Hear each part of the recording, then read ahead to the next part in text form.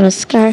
ये रामायण कथा पूरी तरह से श्रीमद् वाल्मीकि रामायण के ऊपर आधारित है। यदि आप इसका निरंतर श्रवण करते रहना चाहते हैं तो इस चैनल को सब्सक्राइब जरूर कर लें और आगे आने वाली सभी पॉडकास्ट के नोटिफिकेशन के लिए बेल आइकन को भी ज़रूर से प्रेस कर दें। अब हम सुनेंगे 85वां सर्ग।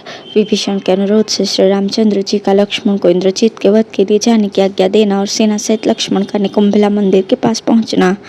भगवान श्री राम शोक से पीड़ित थे, अतः राक्षस विभीषण ने जो कुछ कहा उनकी इस बात को सुनकर भी वे उसे स्पष्ट रूप से समझ न सके, उस पर पूरा ध्यान न दे सके। तदंतर शत्रु नगरी पर विजय पाने वाले श्री राम धैर्य धारण करके हनुमान जी के समीप बैठे हुए विभीषण से बोले, विभीषण, तुमने अभी अभी जो बात कही है उसे मैं फिर सुनना चाहता हूँ। बोलो, तुम क्या कहना चाहते हो। श्री रघुनाथ जी की बात सुनकर बातचीत में कुशल विभीषण ने वह जो बात कही थी उसे पुनः दोहराते हुए इस प्रकार कहा, महाबाहो, आपने जो सेनाओं को यथास्थान स्थापित करने की आज्ञा दी थी वह कार्य तो मैंने आपकी आज्ञा होते ही पूर्ण कर दिया। उन सब सेनाओं को विभक्त करके सब और के दरवाजों पर स्थापित किया और यथोचित रीति से वहां अलग अलग युद्धपतियों को भी नियुक्त कर दिया है। अब पुनः मुझे जो बात आपकी सेवा में निवेदन करनी है उसे भी सुन लीजिए। बिना किसी कारण के आपके संतप्त होने से हम लोगों के हृदय में भी बड़ा संताप हो रहा है। राजन, मिथ्या प्राप्त हुए इस शोक और संताप को त्याग दीजिए, साथ ही इस चिंता को भी अपने मन से निकाल दीजिए, क्योंकि यह शत्रुओं का हर्ष बढ़ाने वाली है। यदि आप सीता को पाना और निशाचरों का वध करना चाहते हैं तो उद्योग कीजिए, हर्ष और उत्साह का आश्रय लीजिए। मैं एक आवश्यक बात बताता हूँ, मेरी हित कर बात को सुनिए। रावण कुमार इंद्रजीत निकुंभिला मंदिर की ओर गया है, अतः ये सुमित्रा कुमार लक्ष्मण विशाल सेना साथ लेकर उस पर अभी आक्रमण करें। युद्ध में उस रावण पुत्र का वध करने के लिए उस पर चढ़ाई कर दें, यही उचित होगा। युद्ध विजयी महाधनुर्धर लक्ष्मण अपने मंडलाकार धनुष द्वारा छोड़े गए विषधर सर्पों के तुल्य भयानक बाणों से रावण पुत्र का वध करने में समर्थ हैं। उस वीर ने तपस्या करके ब्रह्मा जी के वरदान से ब्रह्मशीर नामक अस्त्र और मनचाही गति से चलने वाले घोड़े प्राप्त किए हैं। निश्चय ही इस समय सेना के साथ वो निकुंभिला में गया है। वहां से अपना हवन कर्म समाप्त करके यदि वो उठेगा तो हम सब लोगों को उसके हाथ से मरा ही समझिए। महाबाहो, संपूर्ण लोकों के स्वामी ब्रह्मा जी ने उसे वरदान देते हुए कहा था, इंद्र शत्रु निकुंभिला नामक वट वृक्ष के पास पहुंचने तथा हवन संबंधी कार्य पूर्ण करने के पहले ही जो शत्रु तुझ आतताई को मारने के लिए आक्रमण करेगा उसी के हाथ से तुम्हारा वध होगा। इस प्रकार बुद्धिमान इंद्रजीत की मृत्यु का विधान किया गया है। इसलिए आप इंद्रजीत का वध करने के लिए महाबली लक्ष्मण को आज्ञा दीजिए। उसके मारे जाने पर रावण को अपने सुहृदों सहित मरा ही समझिए। विभीषण के वचन सुनकर श्री रामचंद्र जी शोक का परित्याग करके बोले, सत्य पराक्रमी विभीषण, उस भयंकर राक्षस की माया को मैं जानता हूँ। वो ब्रह्मास्त्र का ज्ञाता, बुद्धिमान, बहुत बड़ा मायावी और महान बलवान है। वरुण सहित संपूर्ण देवताओं को भी वो युद्ध में अचित कर सकता है। महायशस्वी वीर, जब इंद्रजीत रथ सहित आकाश में विचरने लगता है उस समय बादलों में छिपे हुए सूर्य की भांति उसकी गति का कुछ पता नहीं चलता। विभीषण से ऐसा कहकर भगवान श्री राम ने अपने शत्रु दुरात्मा इंद्रजीत की माया शक्ति को जानकर यशस्वी वीर लक्ष्मण से ये बात कही। लक्ष्मण, वानरराज सुग्रीव की जो भी सेना है वो सब साथ लेकर हनुमान आदि युद्धपतियों, वृक्षराज जाम्बवान तथा अन्य सैनिकों से घिरे रहकर तुम मायाबल से संपन्न राक्षस राजकुमार इंद्रजीत का वध करो। ये महामना राक्षस राज विभीषण उसकी मायाओं से अच्छी तरह परिचित है, अतः अपने मंत्रियों के साथ ये भी तुम्हारे पीछे पीछे जाएंगे। श्री रघुनाथ जी की बात सुनकर विभीषण सहित भयानक परिक्रमी लक्ष्मण ने अपना श्रेष्ठ धनुष हाथ में लिया। वे युद्ध की सब सामग्री हाथ लेकर सज्ज हो गए। उन्होंने कवच धारण किया, तलवार बांध ली और उत्तम बाण तथा बाएं हाथ में धनुष ले लिए।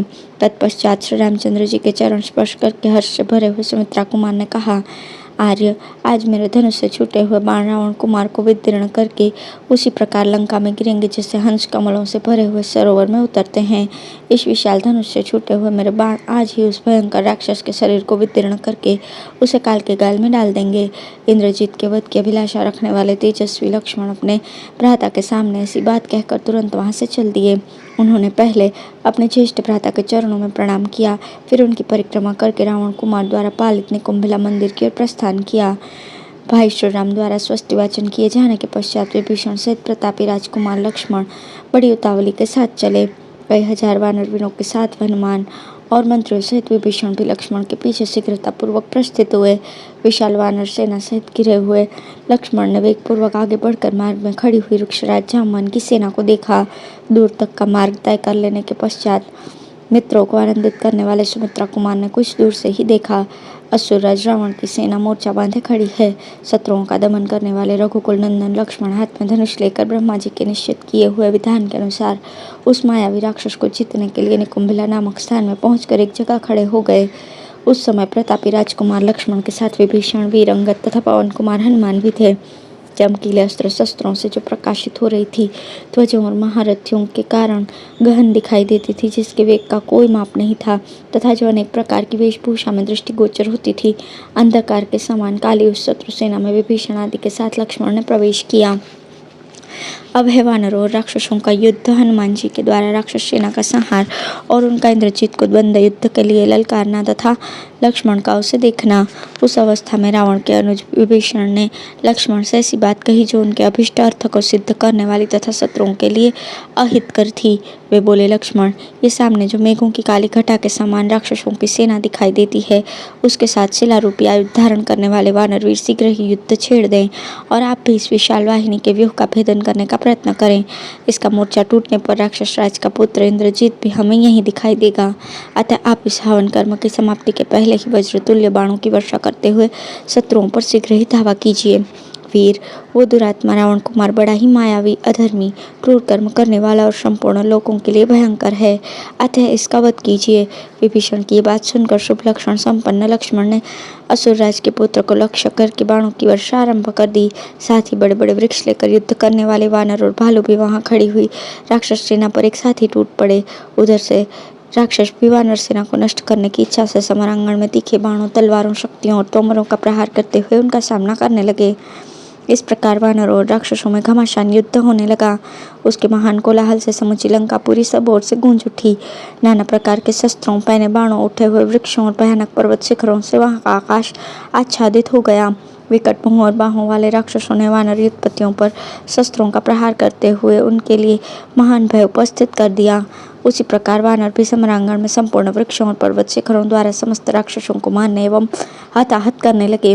मुख्य मुख्य महाकाय, महाबली रीछों और वानरों से जूझते हुए राक्षसों को महान भय लगने लगा। रावण कुमार इंद्रजीत बड़ा दुर्धर्ष वीर था। उसने जब सुना कि मेरी सेना शत्रुओं द्वारा पीड़ित होकर बड़े दुख में पड़ गई है, तब अनुष्ठान समाप्त होने के पहले ही वो युद्ध के लिए उठ खड़ा हुआ। उस समय उसके मन में बड़ा क्रोध उत्पन्न हुआ था। वह वृक्षों के अंधकार से निकलकर एक सुसज्जित रथ पर आरूढ़ हुआ, जो पहले से ही जोत कर सज्ज रखा गया था, और वह रथ बहुत ही सुदृढ़ था। इंद्रजीत के हाथ में भयंकर धनुष और बाण थे। वो काले कोयले के ढेर सा जान पड़ता था। उसके मुख और नेत्र लाल थे। वो भयंकर राक्षस विनाशकारी मृत्यु के समान प्रतीत होता था। इंद्रजीत रथ पर बैठ गया। ये देखते ही लक्ष्मण के साथ युद्ध की इच्छा रखने वाले भयंकर वेगशाली राक्षसों की वो सेना उसके आसपास सब और खड़ी हो गई। उस समय शत्रुओं का दमन करने वाले पर्वत के समान विशालकाय हनुमान जी ने एक बहुत बड़े वृक्ष को, जिसे तोड़ना या उखाड़ना कठिन था, उखाड़ लिया। फिर तो वे वानरवीर प्रलय अग्नि के समान प्रज्वलित हो उठे और युद्ध स्थल में राक्षसों की उस सेना को दग्ध करते हुए बहुसंख्यक वृक्षों की मार से अचेत करने लगे। पवन कुमार हनुमान जी बड़े वेग से राक्षस सेना का विध्वंस कर रहे थे।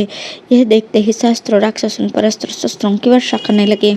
चमकीले शूल धारण करने वाले राक्षस शूलों से, जिनके हाथों में तलवारें थी, वे तलवारों से शक्तिधारी शक्तियों से और पट्टिशधारी राक्षस पट्टिसों से उन पर प्रहार करने लगे। बहुत से परिघों, गदाओं, सुंदर भालों, सैकड़ों शतघ्नियों, लोहे के बने हुए मुद्गरों, भयानक फरसों, भिंदीपालों, वज्र के समान मुक्कों और अशनि तुल्य थप्पड़ों से वे समस्त राक्षस पास आकर सब ओर से पर्वताकार हनुमान जी पर प्रहार करने लगे। हनुमान जी ने कुपित होकर उनका भी महान संहार किया। इंद्रजीत ने देखा, कपिवर हनुमान पर्वत के समान अचल होकर निशंक भाव से अपने शत्रुओं का संहार कर रहे हैं। यह देखकर उसने अपने सारथी से कहा, जहाँ ये वानर युद्ध करता है वहीं चलो। यदि उसकी उपेक्षा की गई तो ये हम सब राक्षसों का विनाश ही कर देगा। उसके ऐसा कहने पर सारथी रथ पर बैठे हुए अत्यंत दुर्जय वीर इंद्रजीत को ढोता हुआ उस स्थान पर गया जहाँ पवन पुत्र हनुमान जी विराजमान थे। वहां पहुंचकर उस दुर्जय राक्षस ने हनुमान जी के मस्तक पर बाणों, तलवारों, पट्टिशों और फरसों की वर्षा आरंभ कर दी। उस भयानक शस्त्रों को अपने शरीर पर झेल कर पवन पुत्र हनुमान जी महान रोष से भर गए और इस प्रकार बोले, दुर्बुद्धि, यदि बड़े सूरवीर हो तो आओ मेरे साथ मल्ल युद्ध करो। इस वायुपुत्र से भिड़कर जीवित नहीं लौट सकोगे।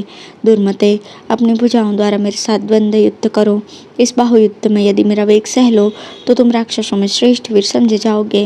रावण कुमार इंद्रजीत धनुष उठाकर हनुमान जी का वध करना चाहता था। इसी अवस्था में विभीषण ने लक्ष्मण को उसका परिचय दिया। सुमित्रा नंदन, रावण का जो पुत्र इंद्र को भी जीत चुका है वही ये रथ पर बैठकर हनुमान जी का वध करना चाहता है। अतः आप शत्रुओं को विदारण करने वाले अनुपम आकार प्रकार से युक्त एवं प्राणांतकारी भयंकर बाणों द्वारा उस रावण कुमार को मार दीजिए। शत्रुओं को भयभीत करने वाले विभीषण के ऐसा कहने पर उस समय महात्मा लक्ष्मण ने रथ पर बैठे हुए उस भयंकर बलशाली पर्वताकार दुर्जय राक्षस को देखा। इस प्रकार श्री वाल्मीकि निर्मित आश्रमण आदि काव्य के युद्धकांड में 86वां सर्ग पूर्ण हुआ। धन्यवाद।